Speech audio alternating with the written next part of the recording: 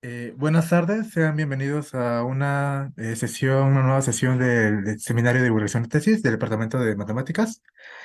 En esta ocasión nos acompaña Emanuel Juárez Díaz, que nos va a hablar sobre grupos virtualmente cíclicos.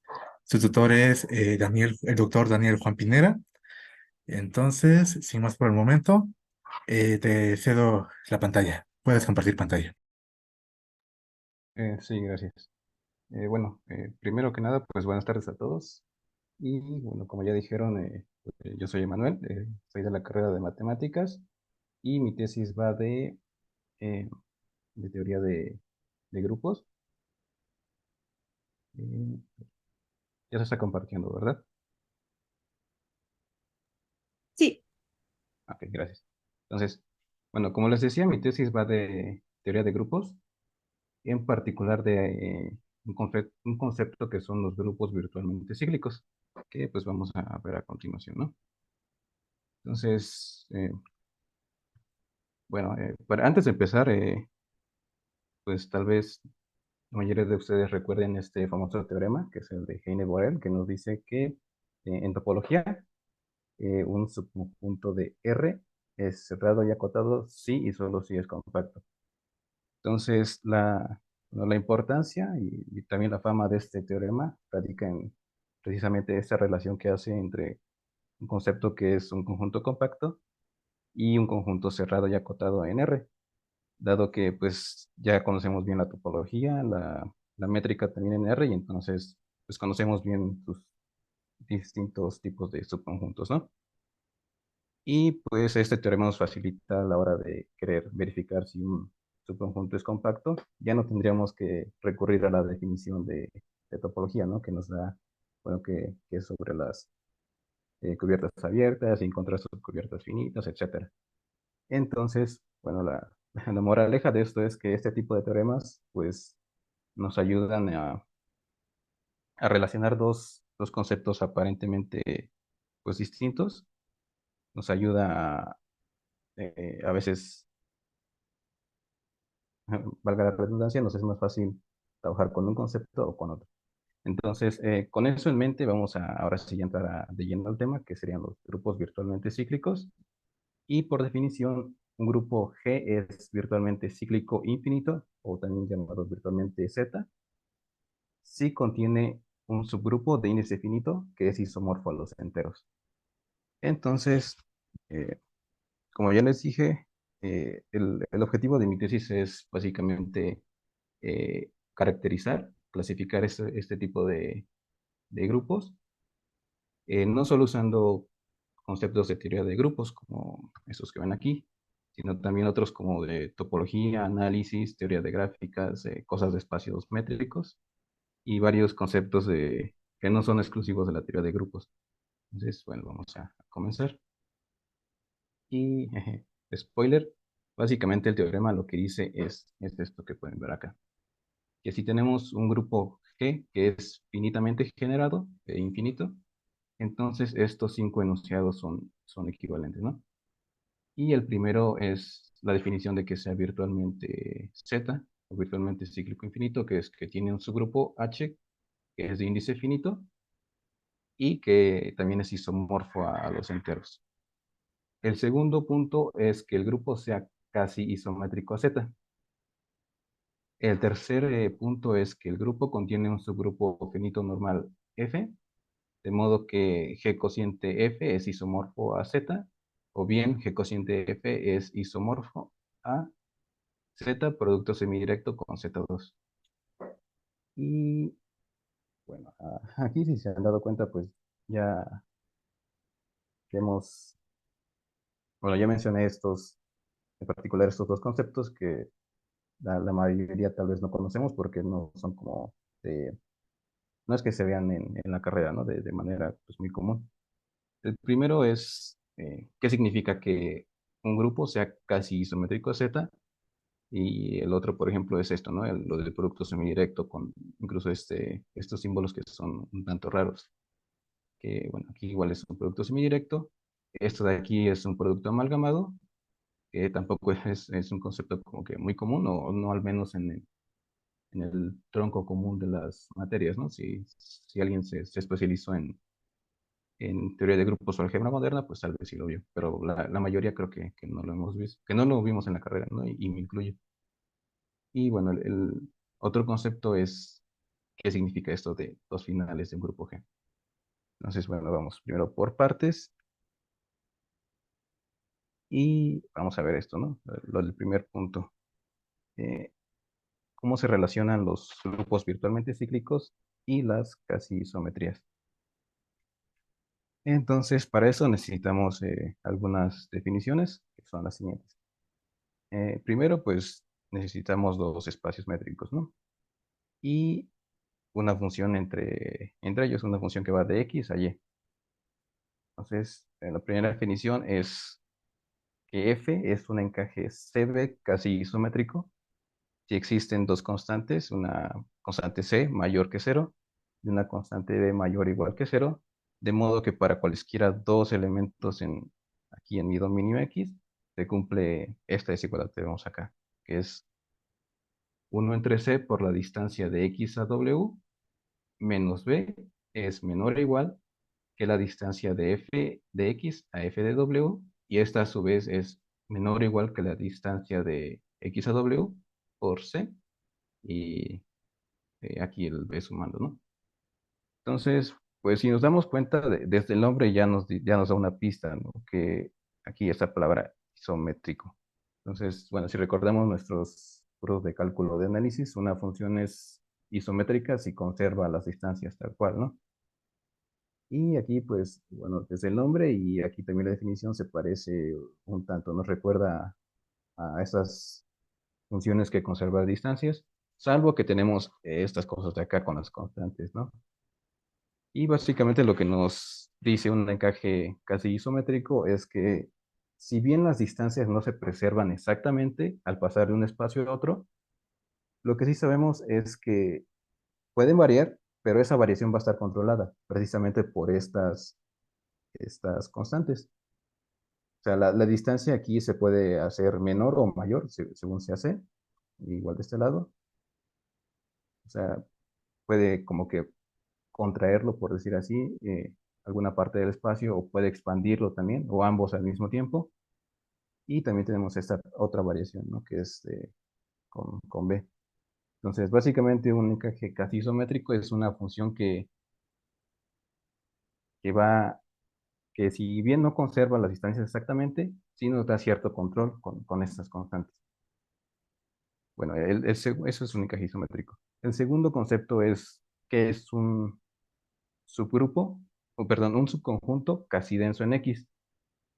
Y esto es, pues, bueno, un subconjunto A es casi denso en X si existe una constante K mayor o igual que cero, de modo que para cualquier punto en el espacio X existe un elemento de A tal que su distancia es menor o igual que K. Esto lo que nos dice es que el conjunto está más o menos como distribuido de manera casi uniforme en el espacio X, ¿no? Esto, la constante lo que nos dice es básicamente eso, que siempre vamos a poder encontrar un elemento de este conjunto que sea cercano a cualquier punto, ¿no? Y esta constante es la que nos da esa cercanía, por así decirlo. Y ahora sí, el tercer concepto, que es el importante, es que es una casi isometría, y básicamente es pues como la conjunción de estas dos, ¿no? Anteriores. Entonces, una casi isometría es un encaje casi isométrico, de modo que su imagen es un conjunto casi denso en Y. O sea, es una función que más o menos me preserva distancias y que además como que se distribuye en todo el espacio, ¿no? O sea, no es que se quede en un punto o, o que se quede como todo muy pegadito, sino que se va como dije, ahí como distribuyendo entre todo el espacio. Y bueno, para que quede un poco más claro este concepto, vamos a ver un ejemplo. Y consideremos la inclusión de los enteros en R, que pues manda a cada Z a Z en R, ¿no? Entonces, esto está fácil porque pues, de primera notamos que es una isometría. O sea, esta función sí conserva tal cual las distancias, porque pues está mandando los elementos a ellos mismos, ¿no? Entonces cumple esta primera parte de ser un encaje casi isométrico con las constantes 1 y 0, pero además si nos fijamos en la imagen de esta función, pues notamos que como que sí se distribuye eh, uniformemente, ¿no? En todo R. Porque si tomamos cualquier punto aquí en R, eh, pues vamos a poder encontrar uno de la imagen que está a distancia menor que 1, ¿no? Por ejemplo, este que queda en medio, pues está a distancia en medio del 0 y del 1. Si tomamos uno aquí, pues está cerca del 1, pero también está a distancia menor que 1 del 0, ¿no? Entonces, esta función es una 1,0 casi isometría. Y bueno, aquí está otro ejemplo que, a diferencia del anterior, este ya no conserva tal cual las distancias. Lo que hace es como que lo va comprimiendo, ¿no? Los va pegando los elementos que teníamos en el dominio, ahora en el codominio. Y esta resulta ser una 2,0 casi isometría. Y bueno, por cuestión de tiempo no lo vamos a ver así a detalle, pero aquí está otra función, que esta sí está un poco más rara, que va del intervalo 0, 1 cerrado al conjunto que solamente tiene como elementos al 0 y al 1. Entonces, al 1 lo manda al 1 y el resto del intervalo lo manda al 0. Y bueno, si hacemos cuentitas, pues sí nos vamos a dar cuenta que es una casi isometría, a pesar de que esta tampoco preserva distancias, porque todo ese intervalo semi abierto lo manda a un punto. Pero aún así cumple la definición y este resulta ser una 1,0 casi isometría. Y bueno, hasta ahora, pues, si recordamos, queríamos relacionar los grupos con las casi isometrías, ¿no? Pero hasta ahora solo hemos visto casi isometrías en espacios métricos. Entonces, ahora sí, para relacionar ya los grupos con casi isometrías, necesitamos lo siguiente, ¿no? Entonces, bueno, por hipótesis, el grupo que estamos tomando es finitamente generado. Suponemos que es generado por un conjunto S. Y entonces definimos a este conjunto S estrella como S unión los inversos de todos los elementos que hay en S y les quitamos el neutro si es que lo hay, ¿no? Entonces es S y sus inversos. Ese es nuestro conjunto S estrella. En base a esto podemos definir una métrica en el grupo G, que es la siguiente. A, a este par de elementos en G le asignamos el mínimo de los naturales, de n en los naturales, de modo que existen n elementos en este grupo, en este conjunto S estrella que cumplen esta igualdad, que el inverso de G por H es igual a el producto de esos n elementos. Esa va a ser nuestra métrica en G respecto a S.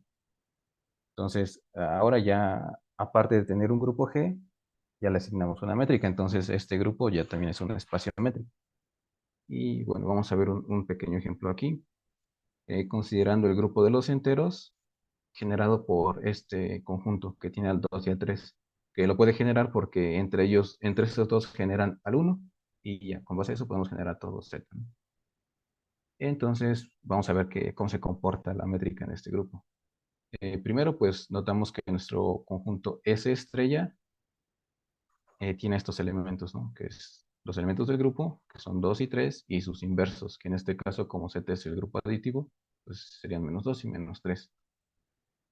Entonces, si queremos encontrar, por ejemplo, la distancia entre 2 y 5, bueno, aquí ya vemos que es 1, pero eh, primero notemos que, por definición, tenemos que ver qué nos da esto, ¿no? El inverso de 2, que es -2, más el 5, que es 3, pero nos damos cuenta que el 3 ya lo tenemos en nuestro conjunto S estrella.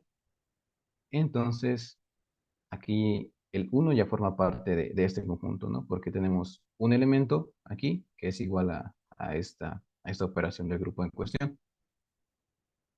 Y como estamos con los naturales, ya tenemos al uno y la única opción de que el uno no sea el mínimo de ese conjunto es que el cero esté en el conjunto, ¿no? Pero al ser una métrica, eh, recordemos que la distancia en general en un espacio métrico, la distancia entre dos elementos es igual a cero si solo así los elementos son iguales. Entonces, como el 2 y el 5 son distintos, la distancia no puede ser cero. Entonces, y como no hay ningún natural entre cero y el uno, el mínimo de nuestro conjunto pues ya es uno. Y así la distancia de 2 al 5 respecto a este conjunto es uno. Y pues podemos hacer las cuentitas para esto si nos damos cuenta que la distancia del 2 al 8 es 2, la distancia del 0 al -3 es 1, así, etcétera, ¿no? Y bueno, aquí está un poco raro porque pues estamos acostumbrados a ver a los enteros generados con el uno, pero en este caso, si lo generamos con estos dos, pues ya cambia la forma en que podemos medir las distancias. Y bueno, como dije, pues de esta manera ya obtenemos un espacio métrico a partir de un grupo dado, que tiene que ser infinitamente generado, ¿no? Y bueno, vamos a ahora sí a ver qué significa que dos grupos sean casi isométricos. Y esto no es más que, eh, o sea, dos grupos son casi isométricos entre sí, si son casi isométricos como espacios métricos, ¿no? Con esta distancia que acabamos de definir. Entonces, para hablar de grupos casi isométricos, no necesitamos, por ahora no necesitamos muchos conceptos tan avanzados, ¿no? Tan solo esta distancia que acabamos de definir. Y pues aquí está otro ejemplo.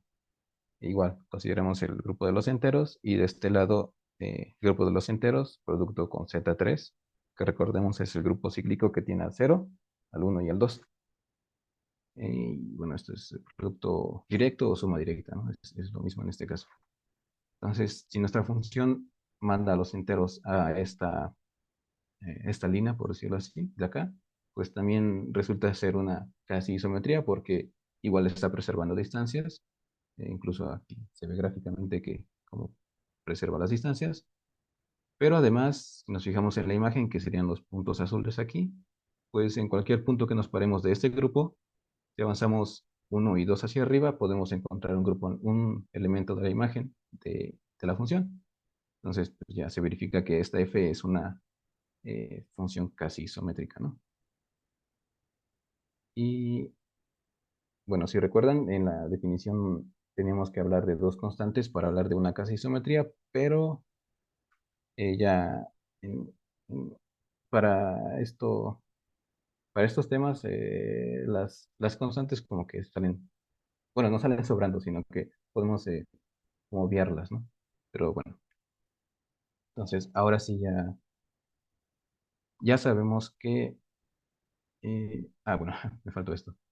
Cuando tenemos que dos grupos son casi isométricos, lo denotamos con esta relación. Es la relación de casi isometría. Entonces, ahora sí ya sabemos qué significa esta relación, que sean casi isométricos los grupos. Y entonces ya podemos ahora sí ver cómo se relacionan los grupos virtualmente cíclicos infinitos con los grupos que son casi isométricos a Z, ¿no? Y pues resulta que es un sí solo sí. O sea, es equivalente que un grupo sea virtualmente cíclico a que ese mismo grupo sea casi isométrico a Z. Y es lo que vamos a ver a continuación. Entonces, para eso necesitamos algunos teoremas. Bueno, tenemos varios teoremas, pero los importantes son estos. Primero, pues notemos que dos grupos finitamente generados que son isomorfos van a ser casi isométricos entre sí, porque pues, al ser isomorfos nos dice que los grupos son esencialmente en la misma estructura algebraica, entonces al medir distancias y estas cosas, pues va a dar lo mismo, ¿no? El segundo teorema es que la composición de dos casi isometrías nos da otra casi isometría. Y bueno, aquí está lo que les decía. Formalmente, pues para hablar de una casi isometría necesitamos sus constantes y pues aquí notamos que si tenemos una casi isometría con estas constantes y otra con estas constantes, al hacer la composición, no necesariamente se conserva alguna de las constantes, ¿no? Bueno, eso nada más es como observación porque lo realmente importante de este teorema es que de aquí se deriva que esta relación que definimos antes, la de ser casi equivalentes, casi isométricos, perdón, en realidad es una relación de equivalencia. Entonces, eso es lo importante. Y el otro teorema es que si tenemos un grupo finitamente generado y un subconjunto de ese grupo que es de índice finito en G, entonces este subgrupo H va a ser finitamente generado y además es casi isométrico al grupo G vía la inclusión. Entonces, ahora sí, vamos a ver la demostración. Entonces, suponiendo que G es virtualmente Z, por definición, eso nos dice que existe un subgrupo de G que es isomorfo a Z y que es de índice finito. Entonces, con estas hipótesis podemos aplicar este tercer teorema y así ya obtenemos que H también es finitamente generado y que además es casi isométrico a G. Y recordando lo que les dije que esta relación es una relación de equivalencia, entonces ya tenemos que G es casi isométrico a Z, pero además, perdón, que G es casi isométrico a H, pero además H es casi isométrico a Z porque son isomorfos. Esto es lo que nos dice este teorema, ¿no? Entonces ya tenemos que G es casi isométrico a H y además H es casi isométrico a Z. Entonces, aplicando la transitividad de esta relación, ya obtenemos que G es casi isométrico a Z. Entonces, bueno, la idea es esta, ¿no? Pero bueno, en realidad para poder hablar de todos estos teoremas y conceptos, sí necesitamos pues eh, bastantes preliminares que por tiempo y para no complicarnos, pues no los puse, solo agregué estas ideas principales, pero bueno, espero que se entienda así. Entonces ya demostramos, o ya vimos por qué esta implicación se cumple. Nos faltaría ver la otra, ¿no? Ya demostramos que un grupo virtualmente Z es casi isométrico a Z. Ahora queremos ver la, la otra, ¿no? Entonces, para eso, eh, vamos a ayudarnos de otro teorema que igual es bastante conocido. Nos relaciona índices de subgrupos de un grupo. Entonces, bueno, para la demostración estamos suponiendo que G es un grupo casi isométrico a Z. A partir de esto podemos obtener ahora un subgrupo H en G, que es de índice finito en G. Y a partir de ahora de esto podemos obtener un grupo A, que es subgrupo de H y que es de índice finito en H. Y además un subgrupo K de A, que también es de índice finito. Y además este K es isomorfo a los enteros. Entonces, utilizando este teorema, obtenemos que el índice de K en G es finito, porque estos dos índices son finitos. Entonces, ya tenemos un grupo K de índice finito en G y que es isomorfo a Z. O sea, la definición nos dice que G es eh, virtualmente Z, ¿no? Entonces, como les decía, por ejemplo, aquí para llegar de esta oración a esta, tenemos que ocupar estos conceptos de grupos virtualmente nilpotentes, unas cosas que se llaman tipos de crecimientos de grupos, un teorema que es el teorema de Gromov. Y para pasar de aquí a acá, pues necesitamos estas otras cosas, ¿no? Entre otras cosas. Entonces, pues lo que les decía. Aquí solamente pues estoy poniendo como los puntos importantes de las ideas de las demostraciones, pero pues también hay que saber que detrás llevan muchos otros conceptos que pues no vamos a ver porque sería muy tardado y algo complicado, ¿no? Pero básicamente pues la idea es esta, en este caso. Entonces, ahora sí pues ya vimos que un grupo es casi isométrico a los enteros, sí, solo si es virtualmente cíclico infinito. Eso es lo que llevamos hasta ahora. Y la siguiente parte de la que les quiero hablar es ahora cómo se relacionan las casi isometrías con los finales de un grupo. Y bueno, también tenemos que ver en qué son los finales de un grupo, ¿no? Para ello, primero necesitamos hablar de espacios geodésicos y de geodésicas. Entonces, básicamente, una geodésica en un espacio métrico es un encaje de un intervalo a ese espacio que preserva las distancias. Y bueno, a la imagen de cero lo llamamos el punto inicial de esta función f, y a f de l lo llamamos el punto final de f. Y eso es una geodésica. Entonces, un espacio métrico, decimos que es geodésico si para cualesquiera elementos en X podemos encontrar una geodésica que inicia en uno y termina en el otro. Entonces, eso es un espacio geodésico. Y como ejemplo, pues tenemos a R2, porque si recordamos, las rectas eh, nos da la distancia mínima entre dos puntos, ¿no? Entonces, eso nos implica que los segmentos de rectas son geodésicas, porque preservan las distancias. Y entonces, como entre cualesquiera dos puntos en R2 pueden encontrar un segmento de recta que los una, entonces eso me dice que R2 es un espacio geodésico. Además de esto, necesitamos un concepto que son las gráficas de Cayley en un grupo finitamente generado. Y bueno, para ello, pues eh, definimos el espacio bueno, el conjunto de vértices de esta gráfica como los elementos de G, y el conjunto de las aristas de la gráfica de Cayley va a ser estas, ¿no? Las que van de G a G por S, de modo que S es un elemento en este S' que ya definimos anteriormente y que es distinto del neutro, ¿no?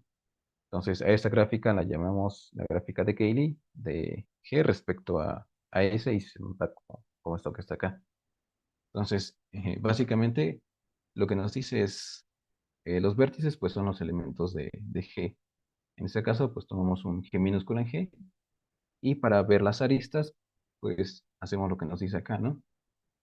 Si suponemos que nuestro conjunto de generadores va desde S1 hasta Sn, entonces para formar las aristas lo que tenemos que hacer es multiplicar al elemento de G, que en este caso es G, por los elementos de este conjunto, ¿no? Entonces tenemos la arista que va de G a G por S1, la que va de G a G por S2, y así hasta la que va de G a G por Sn. Pero también tenemos la de los inversos, ¿no? Entonces tenemos la que va de G a G por S1 inverso, y así hasta G por Sn inverso. Entonces, si nos fijamos en un elemento, o sea, en un vértice de la gráfica, pues las aristas que salen o que llegan a ese elemento se van a ver de esta manera. Entonces, una, una propiedad importante de esta gráfica de Cayley es que, como podemos ver aquí, eh, pues es regular, ¿no? O sea, que cada vértice de la gráfica tiene el mismo número de aristas, que en este caso va a coincidir con la cardinalidad de este conjunto. Porque, pues, como les dije, vamos a multiplicar primero por todos los elementos de S y luego por todos los inversos. Esto en cada uno de los nodos o de los vértices, y por eso es regular, ¿no? Y además va a ser una gráfica conexa. O sea que vamos a poder llegar de cualquier vértice a cualquier otro yéndonos por las aristas, ¿no? Siempre va a haber un camino que los une. Y vamos a ver un ejemplo que es otra vez considerando el grupo de los enteros eh, generado por estos dos elementos. Entonces, como les dije, los vértices en este caso serían pues los enteros, ¿no? Aquí están representados por los puntos negros. Y si nos paramos, por ejemplo, en el cero, para encontrar todas sus aristas, primero tenemos que sumarle al cero, tenemos que sumarle cada elemento de esa estrella. Entonces, primero al cero le sumamos 2 y llegamos a este vértice, ¿no? Y esta arista, pues, representa eso. Ahora si le sumamos el 3 pues tenemos esa otra arista que va del 0 al 3. Y con los inversos, pues es lo mismo, ¿no? La, la arista que va del 0 al -2 y la que va del 0 al -3. Entonces, pues, bueno, aquí se representa eso. Las aristas rosas son los que van entre los enteros impares. Las azules, las azul claritos son las que van entre los enteros pares. Y todas, bueno, y estas en saltos de 2, ¿no? De 2 a 0, luego al 2 y así, iguales. Y las de abajo son las que dan como los saltos de 3, de 0 a 3 y luego al 6 y así. Entonces, como les dije, pues aquí se ve claramente que es una gráfica regular porque en cada vértice hay 4 aristas. Y pues si nos podemos, por ejemplo, si nos fijamos en el 0 y el 4 pues vamos a poder encontrar un camino que los une, ¿no? Y en este caso sería ir del 0 al 2 y luego al 4. Entonces, pues, pues así más o menos se vería esta gráfica de Keeling que de hecho se ve como una cuerda, ¿no? Pero bueno, entonces ahora sí ya conociendo lo que son las gráficas de Keeling, podemos recordar un concepto que es el de la distancia en las gráficas, en los vértices de una gráfica que se nos da por esta función, ¿no? Que es el mínimo de los n, de modo que existe un camino de longitud n que conecta a los dos vértices que queremos, ¿no? Que si recuerdan la definición de la métrica de las palabras en un grupo, pues es básicamente lo mismo. En el caso de un grupo, pues va a coincidir la gráfica de las palabras en ese grupo con con la métrica de su gráfica de Cayley. Entonces, bueno, aquí otro ejemplo con la misma gráfica. Si nos fijamos ahora en el 0 y en el 4, podemos encontrar este camino que solo tiene dos aristas, ¿no? Que va del 0 al 2 y luego del 2 al 4. Pero también podemos encontrar este otro camino que va del 0 al 3, al -3, luego al -1, luego al 1 y luego ya se brinca hasta el 4. Entonces, este camino tiene dos aristas y este tiene 4. Entonces, pues, resulta que el mínimo es este. Y por lo tanto, la distancia entre el 0 y el 4 en esta gráfica es igual a 2. Y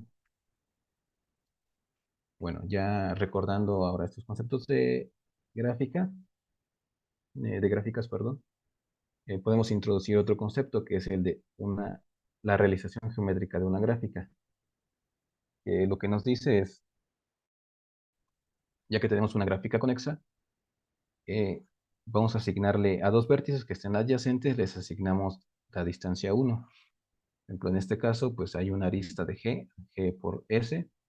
Entonces, como son adyacentes, van a estar a distancia 1.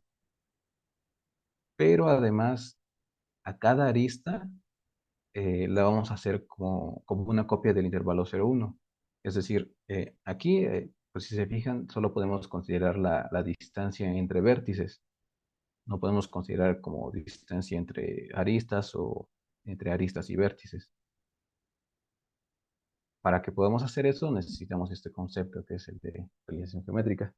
Entonces, para ello, pues vamos a tomar, como les dije, cada arista como una copia de 0,1 para ya ahora sí poder considerar puntos en la arista y por lo tanto poder sacar las distancias de puntos en la arista a vértices. Por ejemplo, aquí pues G está a distancia un cuarto de este punto, y S está a distancia un medio de ambos, y pues este punto estaría a distancia 3/4 de este, ¿no? Porque pues la distancia total es 1. Entonces así pues la- lo que nos da este concepto ahora es poder eso, considerar distancias entre vértices y puntos en las aristas de la gráfica. Y bueno, si tenemos un grupo finitamente generado por este subconjunto S, ya vimos que podemos considerar la gráfica de Cayley y ahora podemos considerar también la realización geométrica específicamente de la gráfica de Cayley, que se va a denotar por eso, ¿no? La gráfica de Cayley entre el valor absoluto. Y bueno, lo que les acabo de decir, para definirlo formalmente, pues necesitamos conceptos de otras relaciones de equivalencia, considerar esta distancia, pero pues no lo vamos a ver por cuestión de tiempo y porque es pues, un tanto complicado. Pero pues básicamente la idea es esta. Así es como se representa una gráfica, una realización geométrica de una gráfica de manera pues más sencilla, ¿no? Sin tener que meternos con la definición formal que ya nos implica pues relaciones de equivalencia y estas cosas. Son más complicadas de trabajar. Y bueno, ahora pues si recuerdan, hace rato les definí lo que es un espacio geodésico y entonces ahora ya sabiendo qué es la realización geométrica de una gráfica de Cayley, pues va a resultar que esta realización geométrica de la gráfica es un espacio geodésico. O sea que entre cualesquiera dos puntos puede encontrar una geodésica, que en este caso de las gráficas pues vienen a ser los caminos de distancias mínimas, ¿no? Por ejemplo, pues otra vez considerando el 0 al 4, la, ay, perdón, ¿en qué está? De 0 al 4, la geodésica sería este camino que toma esta arista y luego esta para llegar pues al 4, ¿no? Y ya, ahora sí, para poder definir lo que son los finales de un grupo, necesitamos recordar los caminos en un espacio métrico o en un espacio topológico, ¿no? Entonces, si recordamos un camino en un espacio métrico, también llamado trayectoria, pues va a ser una función continua de un intervalo cerrado al espacio. Y pues análogamente a las geodésicas,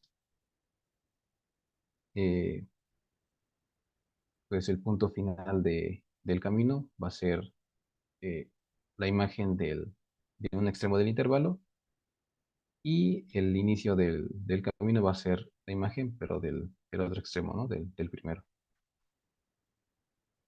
Entonces, pues, eh, si definimos esta relación ahora con los caminos, que nos dice que dos puntos en un espacio métrico están relacionados, y solo si existe un camino entre ellos, pues va a resultar que esta relación también es una relación de equivalencia. Y en base a esto podemos considerar pues las clases de equivalencia de esta relación. Y a estas clases de equivalencia las llamaremos componentes conexas. O sea, esto es, una componente conexa va a ser un conjunto de modo que todos sus puntos estén conectados entre sí por caminos continuos. Por ejemplo, esto que vemos acá, si esta la consideramos una componente conexa y esta otra componente conexa, y además tenemos un punto que me une a... Perdón, tenemos un punto, de modo que existe un camino de un elemento de esta componente hacia este punto, y además otro punto en esta otra componente, de modo que también existe un camino, pues resulta que en realidad esas dos componentes son las mismas, ¿no? Porque pues, si tomamos cualquier punto acá, lo podemos conectar con W, ese W lo podemos conectar con Z, con Y, perdón. A este Y lo podemos conectar con X y este X lo podemos conectar con cualquier punto acá. Entonces así ya obtenemos un camino que va de cualquier punto acá a cualquier punto acá, por, por esta cuestión, ¿no? De que esta relación es una relación de equivalencia, o sea que si tengo dos caminos de este estilo, resulta que al unirlos, pues obtengo un camino de un extremo al otro. Entonces, pues básicamente esas son las componentes conexas. Y ahora sí, el concepto de finales de un espacio métrico. Entonces, para esto necesitamos definirlo sobre un espacio métrico que sea geodésico. Y primero definimos un rayo propio en este espacio con una función continua que va del intervalo 0 a infinito hacia el espacio, de modo que la preimagen de esta función de cualquier acotado en X también resulta acotado en este espacio, ¿no? Eso quiere decir que sea propio. Y la primera imagen de cualquier acotado es acotado. Y ahora sí, el concepto principal que es el final, en este caso de un espacio métrico.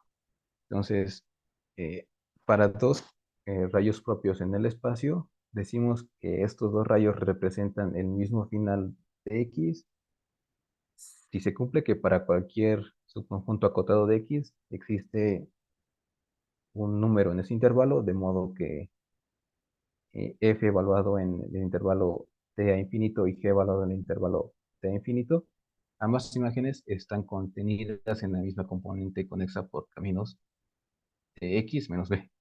O sea, esto quiere decir que puedo conectar a cualesquiera dos puntos en estas dos imágenes por caminos continuos que se queden contenidos en, en esta, en esta diferencia de conjuntos, ¿no?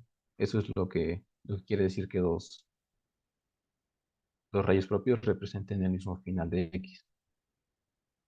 Y bueno, para un rayo propio, esto de acá representa al conjunto de todos los rayos propios en X que representan al mismo final que F, ¿no?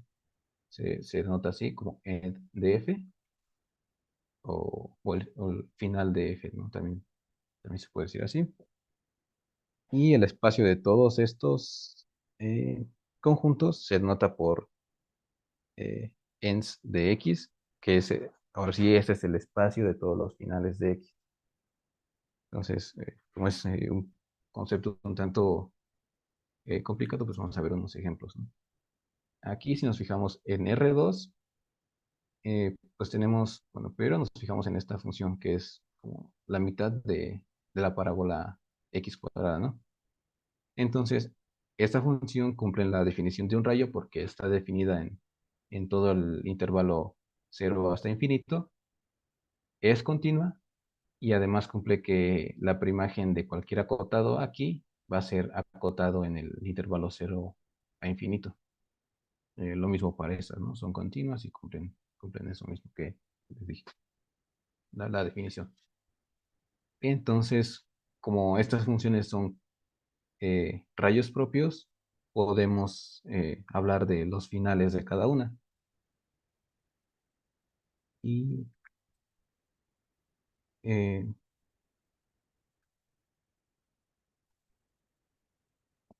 eh, bueno, resulta que eh, pues ahora este espacio R2 tiene solamente un final. Esto porque, perdón, me salté esta. Primero vamos a ver que R tiene dos finales. Entonces, si nos fijamos en la definición, eh, nos habla de cuando dos rayos representan el mismo final del espacio, ¿no? Y la negación de esta definición sería cuando dos rayos propios no representan el mismo final, que es lo siguiente, ¿no? Tiene que pasar que que existe un acotado en X, de modo que cualquier número que me tome aquí, estas imágenes no van a estar contenidas en la misma componente conexa de X menos B. O sea, ya viéndolo como un ejemplo, consideramos pues, R y esta función que va del 0 hasta a menos infinito y la que va del 1 más infinito, resulta que G y F son rayos propios porque son continuas y cumplen que la primagen de cualquier acotado es acotado, ¿no? Es fácil de ver. Y entonces, ahora sí, vamos a ver por qué estos dos no representan el mismo final.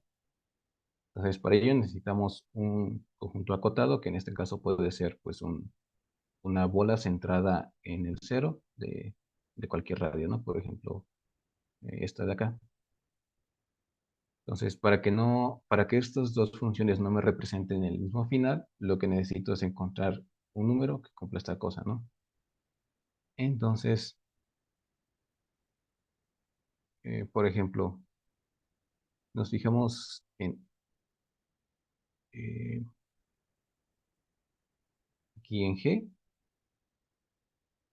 nos damos cuenta que G a partir del -2 ya se queda completamente de este lado y además no va a intersecar a este conjunto, ¿no? Porque estamos tomando solamente un segmento que va desde el 2 hasta el infinito. Y aquí lo mismo. Si nos tomamos f a partir del 2, pues ya toda esta función se queda hacia este lado y no va a intersecar a a cualquiera de estos dos conjuntos. Y además no son conexas, porque si quisiéramos conectar a un punto de acá con este punto de acá, necesitamos pues forzosamente pasar por esta línea, por el cero, y entonces ya estaríamos pasando por, por el conjunto. O sea que si tenemos un camino de un punto de acá a otro punto de acá, no se va a quedar contenido en x menos b, porque va a pasar precisamente por b. Entonces, por eso es que estas dos funciones no representan al mismo final. Y aquí tenemos otro ejemplo. Ahora vamos a ver que el plano tiene solamente un final. Y esto es porque si nos tomamos cualquier subconjunto acotado eh, y cualesquiera dos rayos propios, primero nos fijamos que el rayo se queda fuera del conjunto a partir de cierto número, ¿no? A partir de acá, pues todo se queda de este lado, afuera del conjunto acotado. De la misma manera, este a partir de aquí, pues ya se queda afuera, ¿no? Ya no va a intersecar al, al conjunto acotado porque se va hacia infinito. Entonces, si me fijo en dos puntos de acá, pues fácilmente los puedo conectar con un camino que no va a intersecar a este conjunto. Entonces, estos dos rayos propios representan el mismo final. Si me fijo ahora, por ejemplo, en esta función de acá, que también es un rayo propio, pues lo mismo, ¿no? A partir de aquí, pues ya se ve que se queda completamente, se queda fuera del conjunto acotado y también puedo conectar un punto de aquí con un punto de acá a través de un camino que no va a intersecar a este, ¿no? Que sería pues rodear al conjunto. Entonces, estos tres rayos propios representan el mismo final de R2. Pero esto mismo pues va a pasar con cualquier otro rayo propio que pueda considerar, porque al ser un rayo propio, eso me dice que precisamente no se puede como quedar contenido en un conjunto acotado, ¿no? En algún punto se tiene que escapar. Por ejemplo, pues estos de aquí ya se ve que se escapan muy rápido, pero incluso si, por ejemplo, se quedara dando vueltas aquí como una espiral, pues en algún momento tiene que salir y ya se va a quedar afuera de este conjunto acotado. Y es por eso que R solamente tiene un final. Y aquí pues lo mismo, ¿no? Nada más otro ejemplo con otro conjunto acotado, pero igual. Aquí, aunque primero se queda fuera, después entra el conjunto y después se sale, pues al final lo que nos importa es que a partir de ese punto, ahora, pues ya se escapa, ¿no?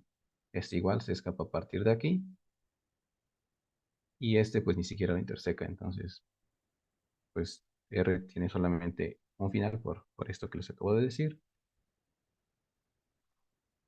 Y bueno, aquí pues si se dan cuenta definimos solamente los finales para lo que son espacios métricos geodésicos, pero necesitábamos pues finales de un grupo y para ello pues eh, como ya vimos podemos obtener un espacio métrico geodésico que es la realización geométrica de la gráfica de Cayley del grupo a partir de este grupo y entonces ya podemos ahora sí relacionar lo que son los finales que en principio eran de espacios métricos con un grupo, ¿no? Y pues básicamente definimos a los finales del grupo como los finales de este espacio geodésico, o sea, de la realización geométrica de la gráfica de Cayley, que para eso es que necesitábamos pues estos conceptos, ¿no? Y ahora otra vez un ejemplo con este mismo grupo, Z, eh, generado por estos dos. pues la gráfica de Cayley se ve así, y si tomamos otra vez ahora un conjunto acotado, aquí pues se ve muy parecido a lo que pasaba con R, ¿no? Por ejemplo, tomamos este rayo que va en los saltitos de dos en dos hacia la derecha, y es otro rayo que va saltando de dos en dos, pero ahora hacia la izquierda.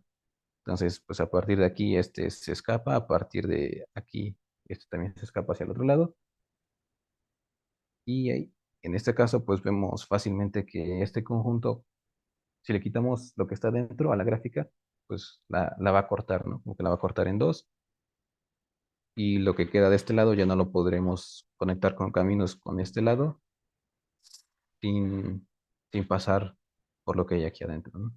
Entonces, es el mismo argumento para R, y por lo tanto esta gráfica, esta realización geométrica tiene dos finales, y por lo tanto el grupo Z generado por estos dos también tiene dos finales.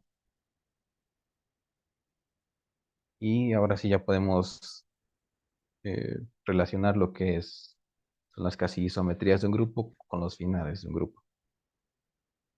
Y pues resulta que también van a ser equivalentes estas dos, ¿no?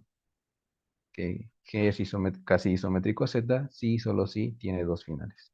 Para demostrar la primera implicación, la que va de la izquierda a la derecha, es bastante fácil, porque eh, resulta que hay un teorema que ya me relaciona casi isometrías en espacios métricos con los finales, con la cantidad de finales de esos espacios, ¿no? Y básicamente lo que dice es que si tengo dos espacios métricos eh, geodésicos que sean casi isométricos entre sí, entonces tienen la misma cantidad de finales los dos. O sea, esto lo que me dice es que la cantidad de finales es una invariante casi isométrica. O sea, no va a cambiar mientras sean grupos casi isométricos, ¿no? La cantidad de finales se va a mantener. Entonces, teniendo en cuenta esto, si suponemos que G es un grupo casi isométrico a Z, primero pues recordemos que ya vimos que Z es casi isométrico a R, y también ya vimos que R tiene dos finales. Entonces, por ese teorema, Z también tiene dos finales. Pero por el mismo teorema, como G es casi isométrico a Z, pues G tiene la misma cantidad de finales que Z, que son dos, y por lo tanto G tiene dos finales. Entonces, pues otra vez, esta implicación eh, la idea es bastante sencilla, pero de nuevo, para hablar de todas estas cosas, de casi isometrías, de finales, pues hay muchos otros conceptos detrás que involucran topología, varios teoremas de cálculo, eh, incluso cosas de sucesiones, ¿no? Pero, pues, la idea principal en esa parte es esta. Como el teorema fuerte es este, que la cantidad de finales de espacios casi isométricos es invariante. Y ahora, para ver la otra implicación, primero tenemos que tomar en cuenta esto. Bueno, es un poco complicado, pero es lo siguiente. Resulta que si consideramos un grupo y los finales de ese grupo, pues va a pasar que ese mismo grupo actúa en los finales de este grupo. O sea, vamos a tener una acción de G en los finales del grupo mediante lo siguiente. Primero, pues consideremos que estamos en la realización geométrica de la gráfica de Cayley, que es un espacio métrico geodésico. Entonces, si tenemos, por ejemplo, este rayo F, y que contiene a estos elementos A y B, que son elementos de G, y consideramos ahora otro elemento en G, que es G minúscula, pues en principio podemos considerar esta arista, ¿no? Bueno, una arista o un camino que va de A hacia G por A, o al revés, ¿no? No importa el sentido en que se tome. Y también de este lado podemos considerar la misma arista. Y, o camino, ¿no? No importa que sea arista o camino. Y entonces, tomando este elemento G en G, vamos a poder como que trasladar este rayo ahora a este otro rayo, haciendo esto, multiplicando como cada elemento, cada vértice de la gráfica por este elemento que tenemos fijo. Y esto lo que nos va a hacer es, pues, como trasladar todo el rayo completo por, por la forma en que se definió la gráfica, la realización geométrica y todo esto, ¿no? Otra vez, para hablar de esta acción necesitamos otra vez muchos conceptos y teoremas detrás, pero pues, la idea básicamente es esta. Al multiplicar por un elemento de G, podemos hacer como que esa traslación. Y ya obteniendo esta acción, eh, podemos... ah, aquí hay un error. Bueno,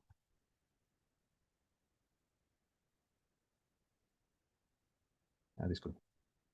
Eh, Vamos a nombrar phi a la acción de G en los finales de G.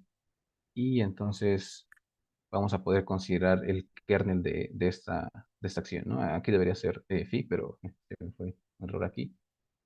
Pero bueno, para ver esa implicación, aparte de esta acción, también necesitamos otro teorema que nos dice lo siguiente. Si tenemos un grupo o un subgrupo de G que es casi denso en G, entonces este subgrupo también va a ser de índice finito en G, que de hecho es equivalente, pero por ahora solo necesitamos esta versión. Entonces, ahora sí, teniendo en cuenta este teorema y esta acción, podemos considerar pues un elemento de G que esté en el núcleo de la acción phi que acabamos de definir. O sea que es un elemento que a pesar de que va a mover los rayos, al tomarme los finales de ese rayo, no va a haber no va a haber una diferencia. O sea, es un elemento que sí mueve o que sí traslada los rayos, pero los finales los deja intactos. Por eso está en el kernel, ¿no? De la acción. Y entonces, ahora considerando este elemento, pues otra vez utilizando muchos otros teoremas y haciendo varias cuentas, vamos a obtener que este elemento es de orden infinito y por lo tanto su generado de este elemento es isométrico, perdón, es isomorfo a los enteros. Y además es casi denso en G. Entonces, por este teorema, este generado de acá es de índice finito en G.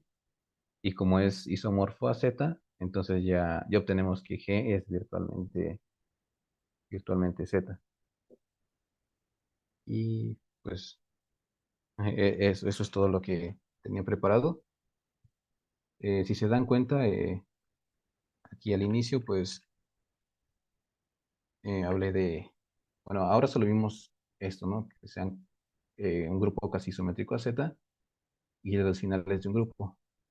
Por el tiempo, pues ya no pude hablar de estas cosas de acá, que son los productos semidirectos en este caso y el producto amalgamado.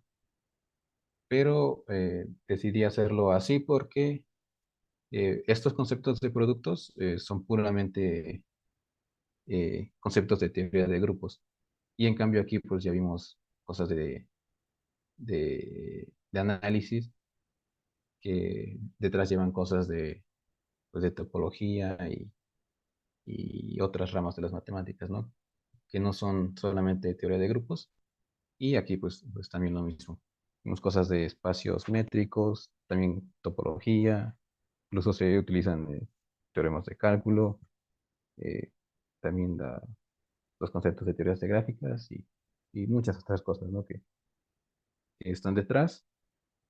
Y pues básicamente eso es como lo que quería resaltar de este teorema, ¿no? Como la parte más interesante es cómo se relacionan conceptos de teoría de grupos con otras cosas de esto que les acabo de decir, ¿no?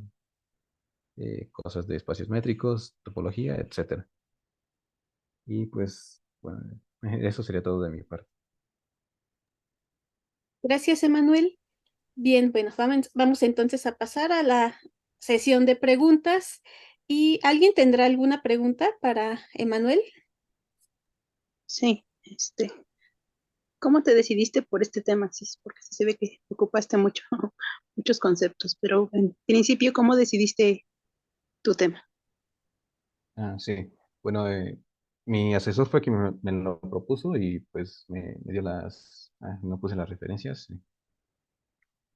Ya, la principal es esta, este libro que se llama Teoría Geométrica de Grupos de Clara Loh, que por cierto está disponible en la biblioteca digital de la UNAM, si lo quieren checar, lo pueden descargar.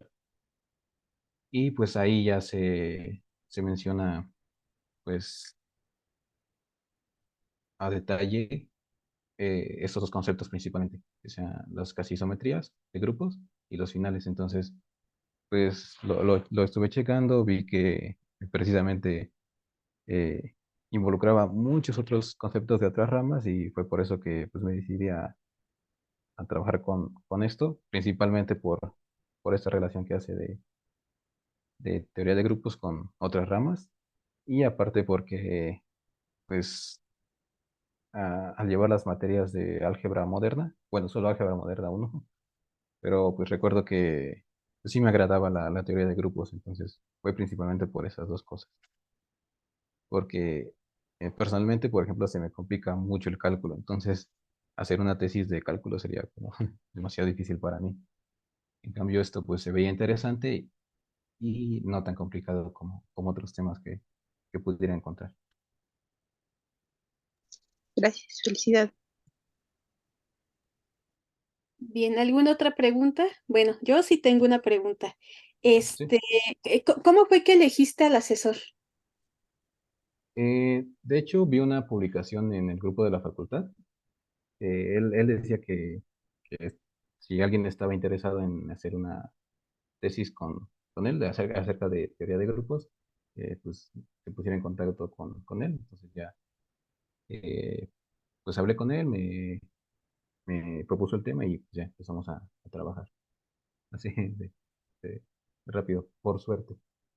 Tuve esa fortuna de ver la publicación. Bien, gracias. ¿Alguna otra pregunta para Emanuel?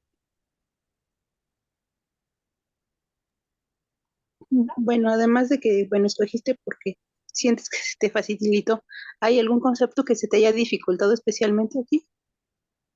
Básicamente todo, la verdad. O sea, como les dije, pues solo llevé álgebra moderna uno, entonces sabía lo básico de teoría de grupos y por eso mismo como que me agradó la materia, ¿no? Porque no se llegó a complicar tanto como otras. Pero básicamente, pues sí, cada uno de estos, eh, podemos decir temas que están subrayados en amarillo, tiene su dificultad. Aquí en la parte de casi isometrías, estos como teoremas de fondo que les mencionaba, para demostrarlos sí me ha costado. Incluso hay un par que todavía tengo pendientes que no he podido demostrar al 100%, porque trabajar les digo, con esta cosa de casi isometrías implica trabajar con cosas de análisis, que en lo personal sí me dificulta un poco. Ahora, estos conceptos este de aquí es el producto semidirecto, no está tan difícil, pero este de aquí es el producto amalgamado y tiene que ver con producto directo de grupos. Pero igual en lo personal se me dificulta un poco como, eh, entenderlo, porque, bueno, al menos yo para escribir la tesis, en lo personal, y en lo personal en general, cuando tengo que escribir una demostración, me gusta hacerlo con cierto nivel de detalle para que yo mismo no me pierda y tenga pues, bastante claro cómo es que funciona la demostración, ¿no? Entonces, al querer hacer lo mismo con este tema en particular, con el de eh, grupo amalgamado, hay ciertas cosas que no me terminan o bueno, no termino de entender al 100%, además de que como es un tema no tan común, pues igual no sé si lo han notado, ¿no? A veces cuando buscamos temas un tanto avanzados o no tan comunes, pues los autores a veces como que dan la definición un tanto vaga o no dan como mucho detalle acerca del tema. Y aparte, entre ciertas bibliografías puede llegar a haber diferencias, ¿no? Aunque sea el mismo tema, pues cada autor lo toma diferente. Entonces, en particular, en este tema fue eso, de que no acabo de comprenderlo así 100% claro y de que en las bibliografías que he usado llega a diferir un poco en cómo lo maneja. Y también de los finales, pues lo mismo que en el de casi isometrías, porque va muy de la mano. Eh, hacer al conllevar temas de cálculo y análisis, pues también se me complica un poco. Entonces, bueno, no sé si eso respondía a la pregunta. Sí. ¿Y qué más, qué es lo que más te ha gustado y si quieres seguir trabajando después de que termines todo esto, toda esta investigación con temas afines a esto? Ah, sí. Bueno, primero lo que más me ha gustado principalmente son dos cosas, ¿no? Esto que ya les mencioné varias veces de que se relacionan temas que al principio parecen muy distintos, pero podemos encontrar pues estas equivalencias y la forma de llegar de un grupo a casi isometrías o afinales, como ya vieron, pues no es tan sencilla, ¿no? No es tan trivial y aunque al mismo tiempo es difícil, pues también eh, pues provoca curiosidad, ¿no? Para empezar a ver cómo se va construyendo por ejemplo, este concepto a partir de un grupo y ver todo lo que conlleva. Entonces, pues otra vez, ¿no? Lo que me gustó es eso, que relaciona conceptos aparentemente distintos y,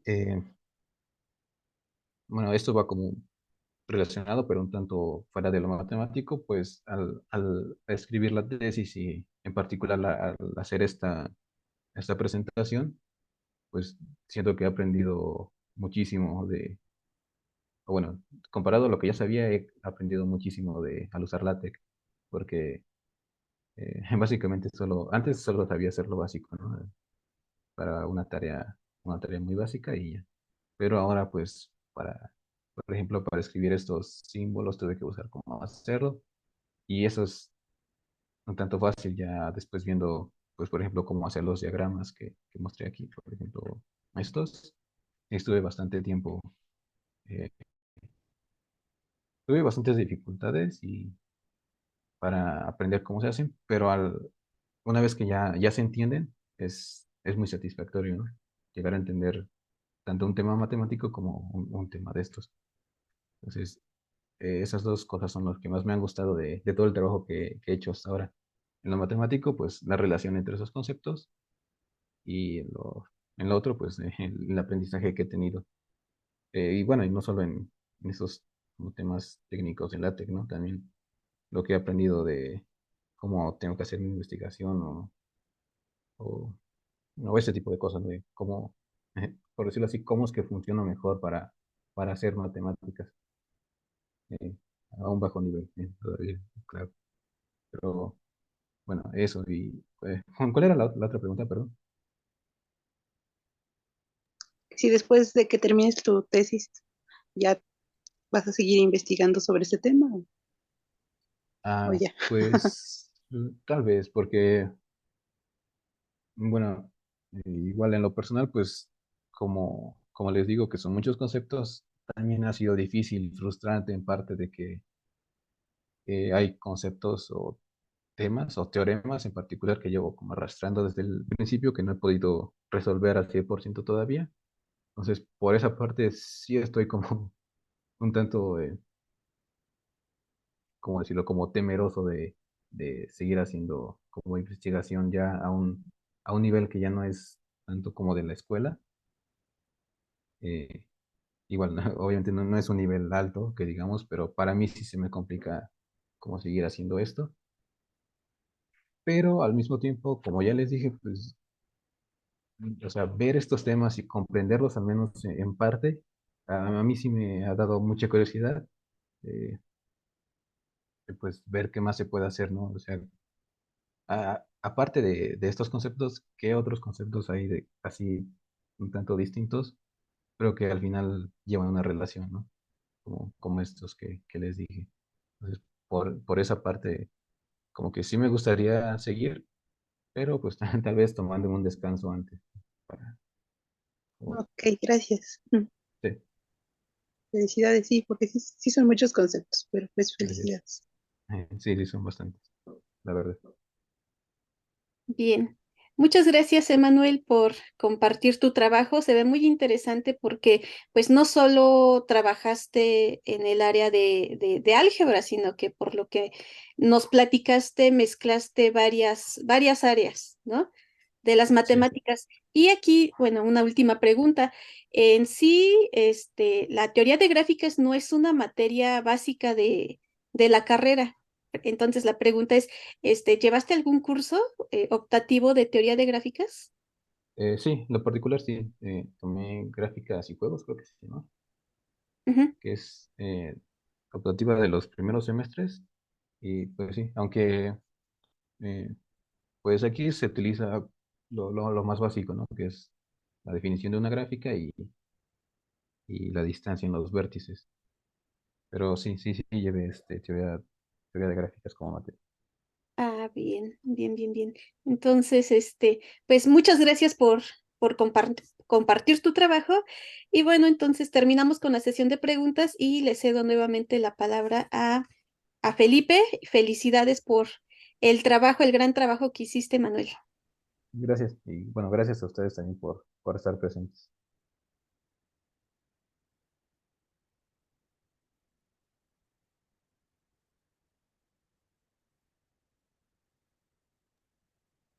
¿Y si se puede ver la pantalla? Sí, Sí, sí, sí. Bueno, solo para finalizar, bueno, felicidades nuevamente, Manuel. El trabajo estuvo, la exposición estuvo muy bonita. Para finalizar, me gustaría invitarlos a participar, ya sea compartiendo tu experiencia y el trabajo de tesis de la licenciatura, o bien para asistir y escuchar sobre el trabajo de tesis que han hecho otros estudiantes de aquí de la Facultad de Ciencias, del Departamento de Matemáticas. Eh, en este correo pueden enviar, preguntar, para obtener información sobre cómo participar en este seminario. Y también para recordarles, ay, disculpen, sobre nuestras redes sociales. Estamos en Facebook, como aparece aquí, Seminario de Divulgación de Tesis. Y también estamos en YouTube, en el cual se suben todas las pláticas. Eh, y pues pronto va a aparecer tu plática, Manuel, aquí. Entonces, damos gracias por asistir a este seminario. Y pues nos vemos a la próxima, que será en 15 días.